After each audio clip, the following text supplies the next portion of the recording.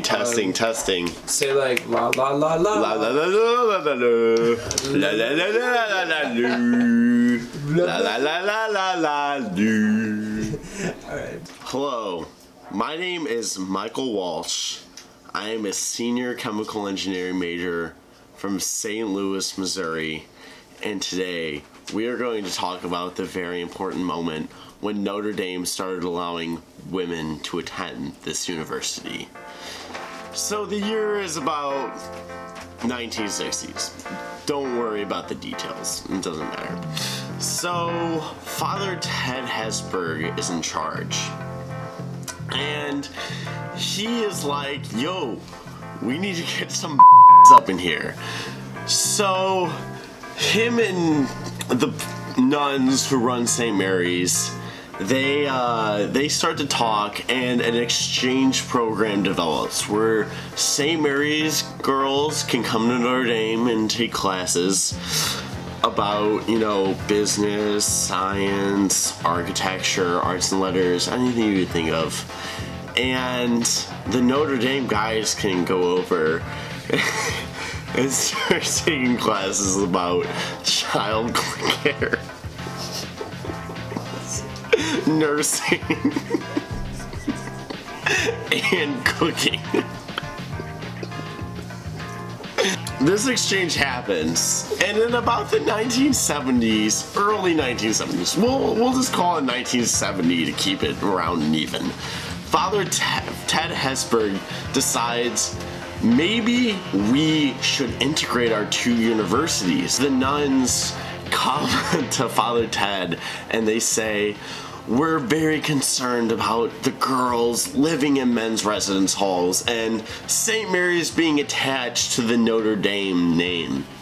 And Father Ted, between these back and forths, says, well, do you want to integrate or not? And the St. Mary's nuns say, at the end of the day, no, we can't. So Father Ted, on his own initiative, just says, F you, St. Mary's nuns.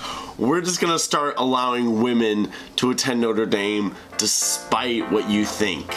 Now, as you might imagine, our conservative alumni base was none too pleased with this decision. Whenever a woman entered the dining hall, the men would actually carry a number of cards labeled 1 through 10, and whenever she walked into the dining hall, they would objectively rate her on the card of 1 through 10 based on physical attractiveness alone. So like, if Anne Hathaway walked through the dining hall, you know, you might expect to see a lot of 7 and 8s, whereas like if Amy Poehler walked through the dining hall, they're like, oh yeah, it's probably like a 5 or a 6, you know. Another thing they would do was they would, from the other men's halls, so just remember there are 2 women's halls at this point, whenever they saw women walking around on the university, they'd open their doors of Dillon and Alumni and Morrissey and BP, and they would catcall out to the women. They'd be like, damn girl, do you support the Vietnam War with that ass?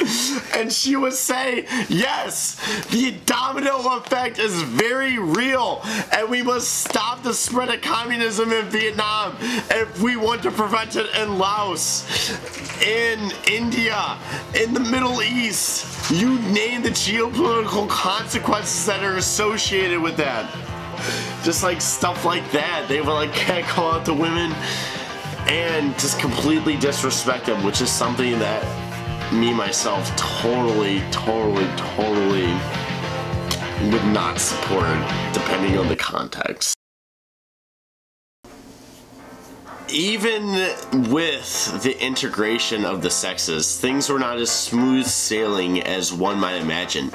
In fact, even one student, Anne Cutlery, she remembers in one of her marketing classes that her professor walked in one day and she was sitting in her seat among all these men, and her professor said, I have only taught men at this point. I have never taught women, and I'm not allowed to start.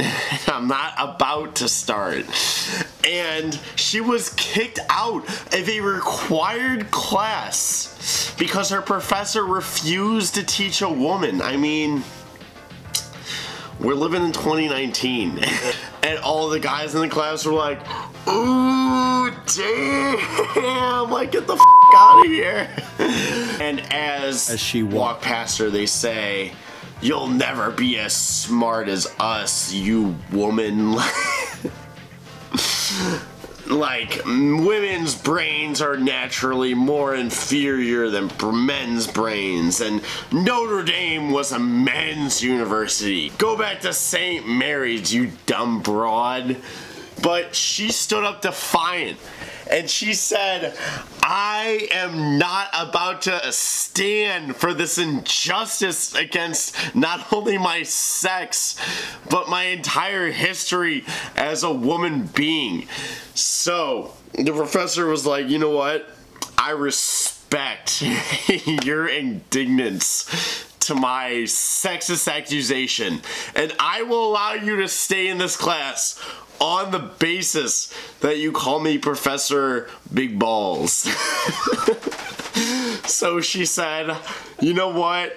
If it was 2019, I might object to this, but it's 1972, so I'm gonna let this one slide because I need my education and I need to get a job at Booz Allen after this. So, a grand total of 1,600 women earned undergraduate degrees in the 1970s. Now, keep in mind that at the later half, we start with a 1 to 20 women to men ratio. We start to approach the point that it becomes 1 to 4 into the 1980s. And now, in today's world, we're dealing with 45% of all Notre Dame graduating class are women, which, like, still isn't great, you know? Like, if you're a feminist, you're like, whoa, why isn't that 50-50? Like, maybe your parents aren't rich, like, maybe you're not smart, you know? Maybe there's a multitude of things that's contributing to it, but 45%, I think you can agree, like, that's decent. Like, you're getting there. And I think we still have a lot of progress to go, but I think that we have made a lot of progress so far, but I will never be satisfied. And to that end, I will say, I drink to you, Notre Dame. I drink to you, Father Hesburgh, and I drink to you, Father John Jenkins. God bless America, and good night.